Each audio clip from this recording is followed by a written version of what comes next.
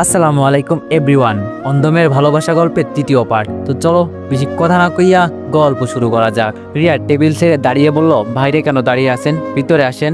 আমি রিয়ার কথা শুনে বিছানায় বসলাম, আর রিয়া বিছানার উপর শুয়ে পড়লো একটা বালিশ নিয়ে।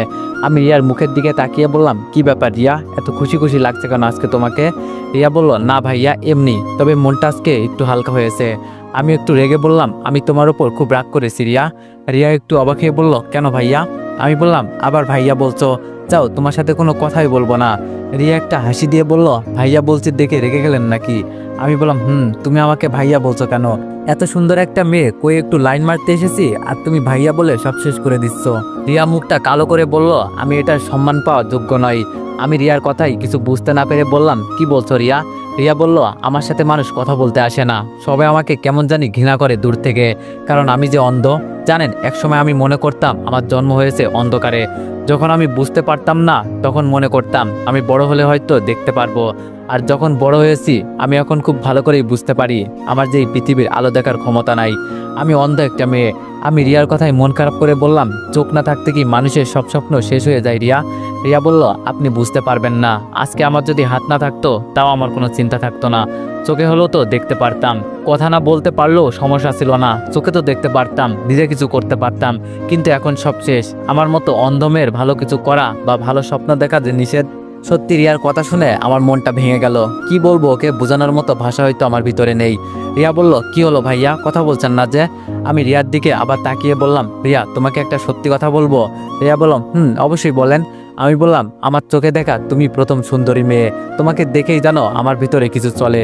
এই পর্যন্ত বলেই থামলাম, ভালোবাসার কথা আস্তে আস্তে বলতে হবে। রিয়া একটা হাসি দিয়ে বলল, জান ভাইয়া আপনিও না। হাসপাতালের মতো মজা শুরু করলেন।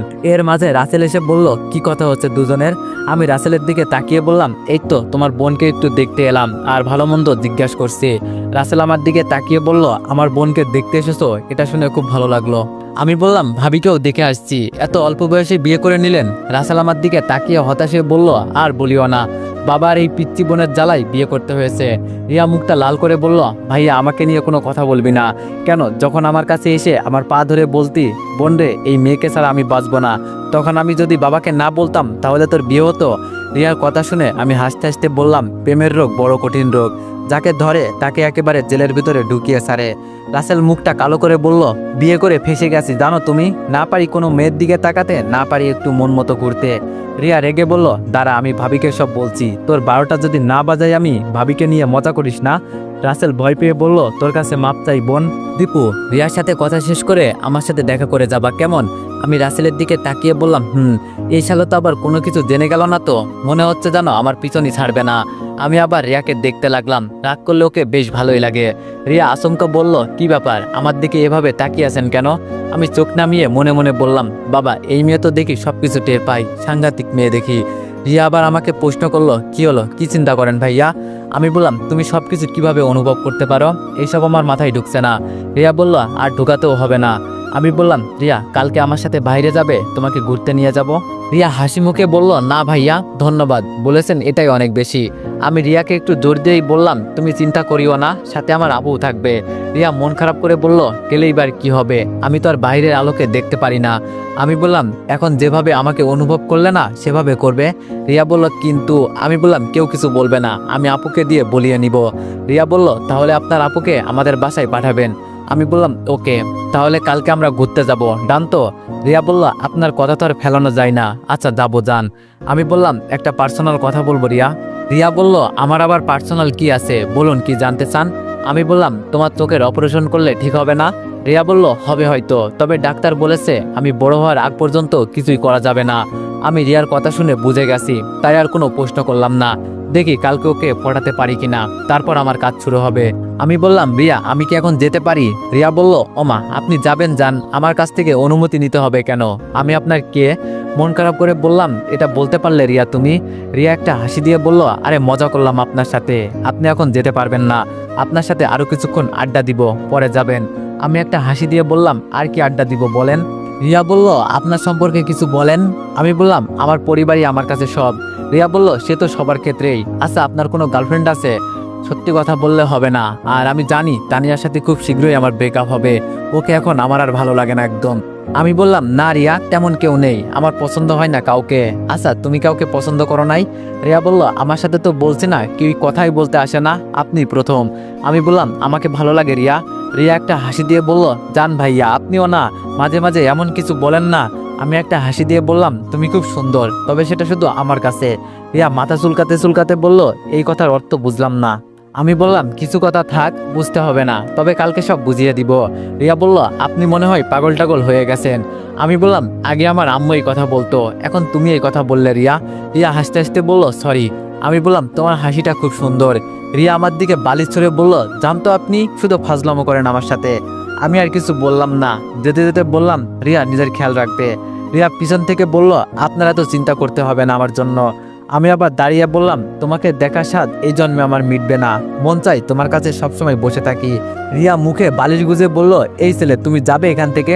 শুধু উল্টোপাল্টা কথা বলো, তোর ভাল লাগে না। আমি রিয়ার কথা শুনে হাসতে লাগলাম। এর মাঝে ভাবি এসে বলল, কি ব্যাপার, দুজনের মাঝে তো দেখি খুব ভাব জমে উঠেছে। আমি একটু লজ্জা পেয়ে বললাম, ধুর ভাবি, কি যে বলেন আপনি, ধরা খেয়ে গেছি। কেন যে এইসব বলতে গেলাম। ভাবি আমার দিকে তাকিয়ে হাসতে হাসতে বলল, এখন চলো আমার সাথে। আমি ভাবির দিকে তাকিয়ে বললাম, কোথায় ভাবি? ভাবি বলল, তোমার ভাইয়া তোমাকে ডাকছে। সব খুশি মন থেকে উধাও হয়ে গেল। এই রে, এখন বুঝি গেলাম। ভাবছিলাম রাসেলের সাথে দেখা না করেই চলে যাব। ভাবি তো আমাকে আরো ফাঁসিয়ে দিল এখন। ভাবি বলল, কি হলো সাহেব, চলেন নাকি রিয়ার সাথে আরো কথা বলবেন? আমি বোকা বোকা সুরে বললাম, ভাবি, আপনি কি যে বলেন না, যান। আমি ভাবির পিছু পিছু যেতে লাগলাম। ভিতরে গিয়ে দেখি রাসেল ফোনে কথা বলায় ব্যস্ত। আমাকে দেখে ফোনটা রেখে দিল। আমার দিকে তাকিয়ে বলল, তো কি খবর দীপু, আজকাল কেমন দিনকাল যাচ্ছে তোমার? আমি ভিতরে ঢুকতে ঢুকতে বললাম, এই তো আলহামদুলিল্লাহ ভালো, তোমার? রাসেল বলল, কোন রকম। আচ্ছা, 2 দিন ধরে তোমার কোনো খোঁজ খবরই পেলাম না, কই ছিলে? আমি রাসেলকে কিছু বুঝতে না দিয়ে বললাম, এই তো ভাই, একটু অসুস্থ ছিলাম, তাই বাসা থেকে অল্প বের হয়েছি। রাসেল আমার কাছে এসে বলল, আমাকে ভাই বলতে হবে না। আমি বললাম, রাসেল রুমের মাঝে হাঁটতে হাঁটতে বলল, জানো দীপু, সেই দিন সিসিটিভি ক্যামেরায় খুনিকে দেখতে পেরেছি। এটা শুনে তো আমার হাত পা কাঁপা শুরু করলো। শেষমেশ বুঝি ধরা পড়ে গেলাম, কিন্তু সিসিটিভি ক্যামেরা কোথা থেকে এলো, মাথায় কিছুই কাজ করছে না। কাঁপা কাঁপা সুরে ভাবির দিকে তাকিয়ে বললাম, ভাবি, 1 গ্লাস পানি হবে? ভাবি আমার দিকে তাকিয়ে বলল, বসো তুমি, আমি আনছি। রাসেল এই পর্যন্ত বলে থামলো, আর কিছু বলল না। একটু টেনশন নিয়ে এই রুমের মাঝে হাঁটাহাঁটি করছে। আর আমার তো ভয়ে একেবারে যাই যাই অবস্থা। কোনো রকম এখান থেকে যেতে পারলেই হলো। প্রতিদিন নানা অজুহাত দিয়ে বেঁচে গেছি, তবে আমাকে আর আমার রক্ষা নেই। ভাবির হাত থেকে পানির গ্লাসটা নিয়ে খেয়ে ফেললাম, তাও মনের ভিতরে ভয় কাটলো না। ভাবি গ্লাসটা নিয়ে বলল, আরো লাগবে ভাই? আমি ভাবির দিকে তাকিয়ে বললাম, না ভাবি, আর লাগবে না। রাসেল মন খারাপ করে বলল, জানো দীপু, অপরাধীকে শুধু বের হওয়ার সময় দেখা গেছে, তবে দুঃখের বিষয় ওর মুখ দেখা যায় নাই। শুধু বাসা থেকে নিচে নামছে এই পর্যন্তই দেখা গেছে, আর সবকিছু অন্ধকার। খুব চেষ্টা করছি ওকে দেখার, কিন্তু পারলাম না। রাসেলের কথা শুনে মনের ভিতরে একটু সাহস এলো। যাক বাবা, বাঁচা গেল, এর সামনে আর পড়া যাবে না, শালা খুব চালাক। আমি ভয় কাটিয়ে রাসেলের দিকে তাকিয়ে বললাম, তার মানে অপরাধীকে আমরা ধরতে পারবো না? আমি তো মনে মনে অনেক খুশি হয়েছি, যা বলার বাইরে। রাসেল চোখ বন্ধ করে বলল, হয়তো পারবো না, অপরাধী খুব চালাক, কোনো প্রমাণ রেখে যায়নি, তবে আমি ওকে ছাড়বো না, যত সময় লাগে লাগুক, আমি ওকে খুঁজে বের করবই। আমি জানতাম এই শালা কখনো পিছুপা হবে না, তবে এই সময়ের ভিতরে আমি সবকিছু বুঝে নিব। তুই ধরার আগে আমি তো সব রিয়াকে বলে দিব, দেখি সামনে কি হয়। ভাবি রাসেলের কাছে গিয়ে হাত ধরে বলল, এই এত চিন্তা করছো কেন, যা হয়েছে সব ভুলে যাও। আমি এবার ভাবের সাথে তাল মিলিয়ে বললাম, রাসেল ভাই, রিয়া এখন এইসব আর চিন্তা করে না, ওর সামনে একদম এইসব বলবেন না, যত পারেন ওকে খুশি রাখার চেষ্টা করবেন। রাসেল মন খারাপ করে বলল, ও আমার ছোট বোন হয়, আর আমি ওকে কিভাবে ছেড়ে দেই?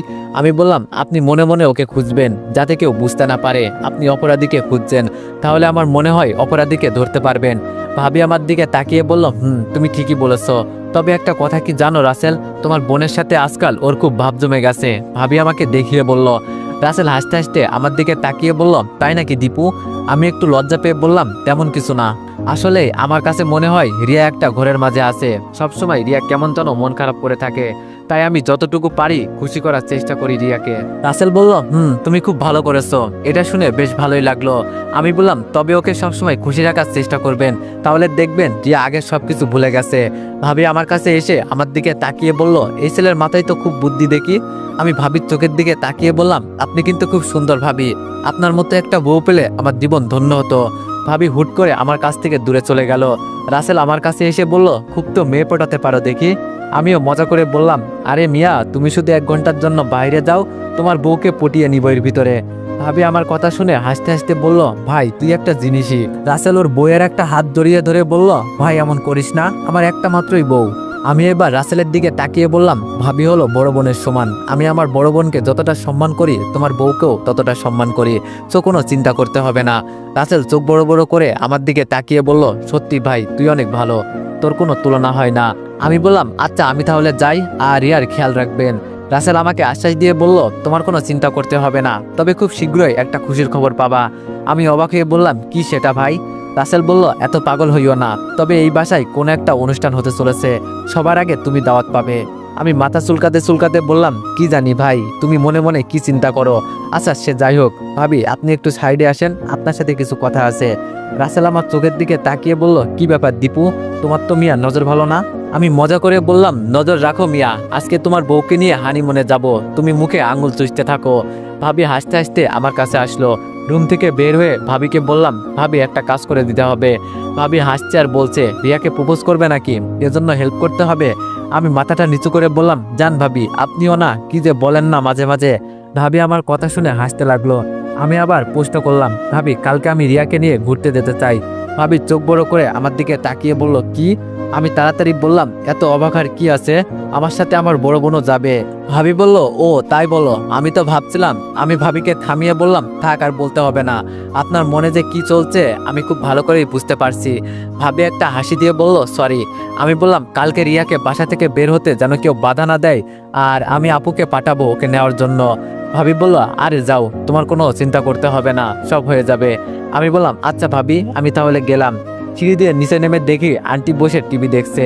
আমাকে দেখে বলল, কি বাবা চলে যাচ্ছ নাকি? আমি দাঁড়িয়ে আন্টির দিকে তাকিয়ে বললাম, জি আন্টি, অনেকটা সময় হয়ে গেল, তাই আমি চলে যাচ্ছি। আন্টি বলল, কিছু খেয়ে যাও।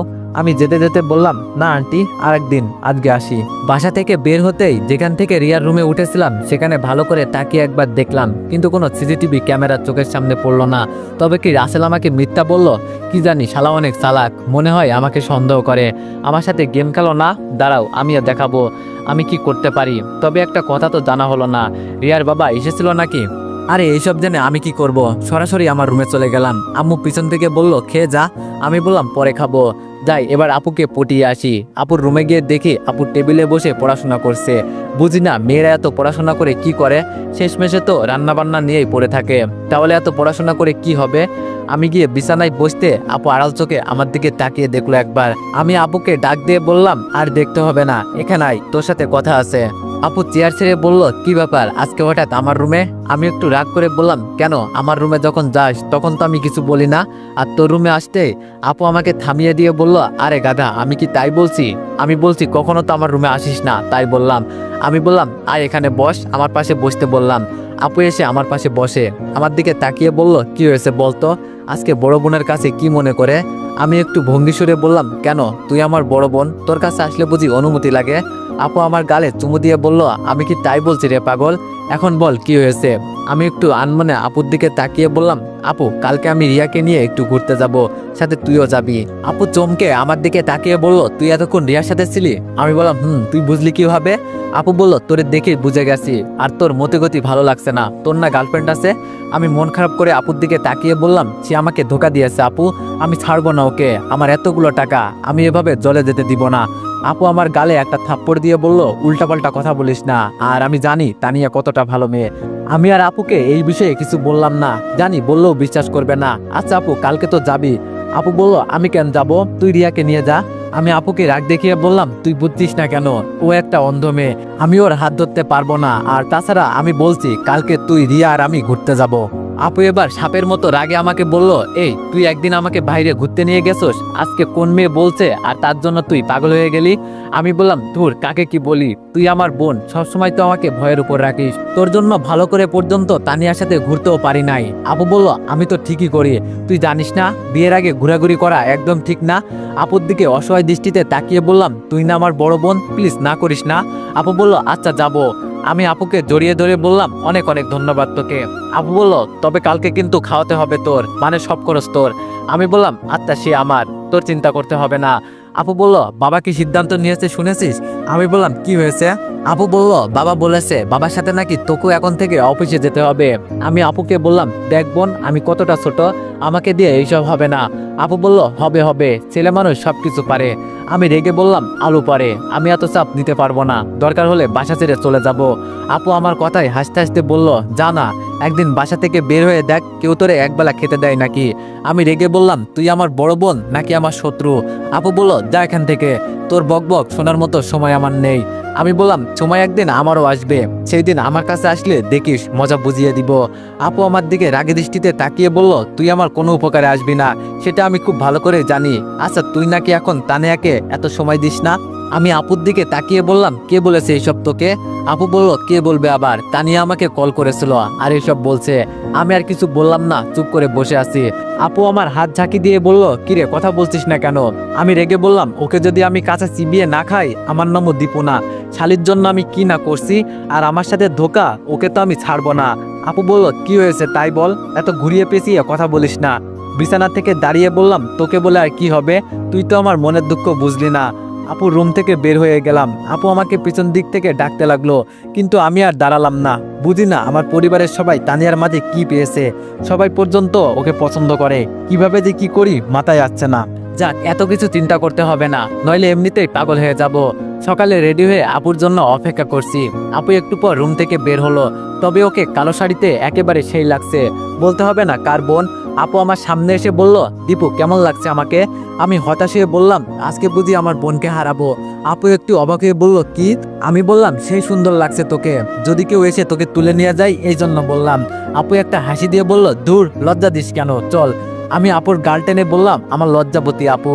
রুম থেকে যখন বের হব পিছন থেকে আম্মু বলল কি ব্যাপার আজকে দুই বান্দর একসাথে, কোথাও ঝগড়া করিস না আবার। আমি আম্মুর দিকে তাকিয়ে বললাম আম্মু তুমিও না, কতদিন পর দুই ভাই বোন একটু ঘুরতে যাব। আম্মু পিছন থেকে বলল তোর বড় ভাইকেও নিয়ে যেতে পারতি তোদের সাথে। আপু পিছন ফিরে বলল তোমার ছেলের কি আর সময় আছে আমাদের সাথে যাবে, ও তো ওর হবু বউকে নিয়ে সবসময় ব্যস্ত, আগে বিয়ে হোক না পরে মজা দেখাবো। বাসার বাইরে এসে বললাম আপু তুই যা, আমার মনে হয় রিয়া রেডি হয়ে আছে। আপু রিয়াদের বাসায় চলে গেল। আমি দাঁড়িয়ে আছি আর চিন্তা করছি রিয়া আসবে নাকি। হালকা হালকা একটু ভয় হতে লাগলো মনের ভিতরে। অনেকক্ষণ দাঁড়িয়ে থাকার পর দেখি আপু একা একা রিয়াদের বাসা থেকে বের হলো। এটা দেখে মনটা খারাপ হয়ে গেল। তার মানে কি রিয়া আমাদের সাথে যাবে না। কত আশা ছিল রিয়াকে নিয়ে, কিন্তু হঠাৎ করেই আপুর পেছন থেকে রিয়া বের হলো। আসলে এ কোনো মেয়ে হতে পারে না, আমার কাছে এমন মনে হচ্ছে। এত সুন্দর মেয়ে দেখলে জানো চোখ কপালে উঠে যায়, তাও আবার পরছে নীল শাড়ি, আবার চোখে চশমা, সব মিলিয়ে একেবারে একটা রাজকন্যার মতো লাগছে। কেউ ওকে বলবেই না যে ও অন্ধ। আমি তো ওকে দেখে যেন পাগল হয়ে গেছি। সত্যি আজকে আমি ওর প্রেমে পড়েছি রিয়ার রূপ দেখে। আপু আমার কানের কাছে একটু জোরে করেই বলল কিরে দীপু কই হারিয়ে গেছি। আমি আপুর কথায় একটু চমকে বললাম না আপু আসি। রিয়াকে কেমন লাগছে রে। আমি বললাম ইস আপু তোরে কি বলবো, এত এত সুন্দর লাগছে, আমি যেন পাগল হয়ে গেছি। আপু মুখটা লাল করে বলল দীপু লিমিটের ভিতরে থাক, তোর কিন্তু গার্লফ্রেন্ড আছে এটা ভুলে যাস না। রিয়া আমাদের কাছে আসলো আর এসে আপুর হাত ধরলো। আপু রিয়াকে বলল রিয়া তোমার আজকে কেমন লাগছে, এই যে আমাদের সাথে ঘুরতে যাবে। রিয়া বলল কি বলবো আপু, বলার মতো ভাষা নেই, সত্যি বাইরের আবহাওয়া অনেক সুন্দর। আচ্ছা দীপু ভাই কই। আমি বললাম এই যে রিয়া আমি এখানে আছি, আমাকে নিয়ে তোমার তো চিন্তা করতে হবে না। রিয়া মুখে হাসি রেখে বলল আপনার জন্য এতদিন পর বাইরে আসলাম, খুব খুব ভালো লাগছে, অনেক অনেক ধন্যবাদ আপনাকে। আমি বললাম যখন বলছিলাম তখন তো আসতেই চাচ্ছিলেন না। আপু বলল এই দীপু পরে কথা হবে, এখন রিক্সা ডাক দে। আমি বললাম আপু তুই আর রিয়া একটা রিক্সা দিয়ে আগে যা, আমি পিছনে পিছনে আসছি। আপু আর রিয়াকে আগে তুলে দিলাম আর আমি পিছন পিছন যাচ্ছি। তবে দূর থেকে দেখতে পাচ্ছি একটা গাড়ি আমাদের ফলো করছে মনে হয়, কিন্তু এমনটা কেন করছে, তাহলে কি কেউ আমাদের পিছু করছে, কি জানি, হতেও পারে। একটা পার্কের সামনে এসে নেমে পড়লাম। ভিতরে ঢুকে আপু বলল ফুচকা খাবো। আমি বললাম যা আমি দাঁড়িয়ে আছি, আমি এইসব আজব জিনিস খাই না, বুঝি না মেয়েরা এত কি মজা পায় এসবের মাঝে। রিয়া বলল ভাইয়া আজকে না বললে হবে না, আজকে আমাদের সাথে আপনাকেও খেতে হবে। আমি বললাম তুমি খাইয়ে দিবে রিয়া, তাহলে আমি খেতে পারি। রিয়া হয়তো আমার থেকে এই কথাটা আশা করে নাই, তবুও বেচারি মন খারাপ করে বলল ভাইয়া আমি যদি দেখতে পারতাম সত্যি আপনাকে খাইয়ে দিতাম। আমি বললাম তাহলে আমি তোমাকে খাইয়ে দিই রিয়া। রিয়া একটু লজ্জা পেয়ে বলল এইখানে কিন্তু আপু আছে দীপু ভাই, ভুলে যাইয়েন না। আপু আমার কানের কাছে মুখ দিয়ে বলল কি ব্যাপার দীপু, তোর হাবভাব তো ভালো লাগছে না, রিয়ার সাথে এত রোমান্টিক মোডে কথা বলছিস কেন। আমি বললাম তোর কাছে আর লুকিয়ে লাভ নেই আপু, আজকে তোরে একটা সত্যি কথা বলি, আমি রিয়াকে পছন্দ করি, বলতে পারিস ভালোবেসে ফেলেছি। আপু আমার দুই গালে চর বসিয়ে বলল, তোর লজ্জা করে না? এক মেয়েকে বিয়ে করার স্বপ্ন দেখিয়ে এখন আরেক মেয়ের পেছনে পড়ে আসোস। দেখ ভাই, আর ও অন্ধ একটা মেয়ে, ওকে সুখের স্বপ্ন দেখাস না, ভুলে যাস না তোর জন্য অন্য মেয়ে অপেক্ষা করছে। আমি বললাম ধুর তুই যা তো, আমার বিষয় আমি বুঝে নিব। রিয়া বলল, কি ব্যাপার, দুই ভাই বোনের মাঝে কি নিয়ে এত কথা হচ্ছে? আমি আপুর থেকে দূরে গিয়ে বললাম, কিছু না রে রিয়া। সবাই মিলে ফুচকা খেয়ে একটা বেঞ্চের উপরে বসলাম। এর মাঝে আপু বলে উঠলো, চারিদিকের আবহাওয়া কিন্তু সেই না দীপু। আমি বললাম, আপু, তবে রিয়া তোমার কেমন লাগছে? রিয়া বলল, এই তো অনেকটাই ভালো ফিল করছি, অনেকদিন পর বাইরে বের হলাম। আমাদের পরিবারের সবাই খুব নিজেদের কাজ নিয়ে ব্যস্ত থাকে, সবাই সবার মতো সময় পার করে, তাই বাসা থেকে কখনো বের হই নাই, তবে আজকে আপনাদের সাথে বের হয়েছি, খুব ভালো লাগছে। আমি হেসে বললাম, তুমি যদি চাও প্রতিদিন আমি তোমাকে এমন জায়গায় নিয়ে আসবো। আপু বলল, আমি এখানে আছি, তোর খেয়াল আছে? আমি আস্তে করে বললাম, আপু তুই একটু দূর থেকে ঘুরে আয়, আমি একটু একান্ত রিয়ার সাথে কথা বলি। আপু বলল, এটা হতে দেওয়া যাবে না, দেখ তুই আমার ছোট ভাই, সেই হিসাবে বলছি রিয়ার স্বপ্ন এমনিতেই ভেঙে গেছে, আর ওকে মিথ্যা স্বপ্ন দেখাস না প্লিজ ভাই, এসব পাগলামো বন্ধ কর, তানিয়া যদি জানতে পারে না। আমি বললাম, তুই যাবি, খালি তানিয়া তানিয়া করিস, তানিয়ার চরিত্র সম্পর্কে যদি জানতি তাহলে আজকে আর এই কথা বলতি না। আপু রেগে বলল, যা মন চাই কর, আমি যাচ্ছি, পরে যদি বিপদে পড়ে আমাকে ডাকিস না, দেখিস কি করি। তো এভরিওয়ান, নেক্সট পার্টের জন্য সবাই 500+ কমেন্ট করে দিও। ধন্যবাদ।